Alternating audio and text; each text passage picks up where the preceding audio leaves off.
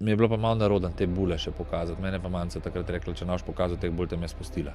A veš, tako, ko se nekega frajera delaš, a veš, pokaž.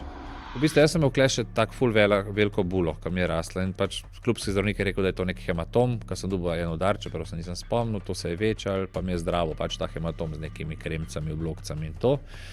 In nisem polagal pač sploh pozornosti na to. Potem sem imel na vratu 3 bule, pa so soigralci rekli, jaz imam tudi to, kar mi je ostalo od prehlada, a veš. In pač tudi to ne polagaš, ti imaš tam 30 fantov, vsak imel neki. In pol itak, ja, okej.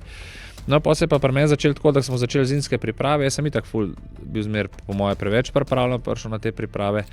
Ampak takrat sem bil pa prvič tudi zadihan, je bila pa ta zadihanost, a veš, in ko si na pripravah zadihan, so vsi zadihani, ne.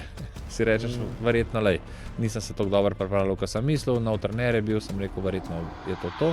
In v tistem, ko sem šel do zdravnice moje, bila tudi neka mlada zdravnica, mi je bilo pa malo narodno te bule še pokazati. Mene pa manj se takrat rekla, če ne boš pokazal teh bul, te me spustila.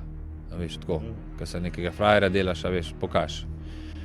In ker mi je pa res rasla ta bula, ne, pol se je skazalo, da je bila 13x9 cm že ta bula noter, a veš, pa še 13 drugih metastaz zraven, kar je nastajalo, ne vem, 4-5 mesecev zihar, ne, če ne več. No, v glavnem.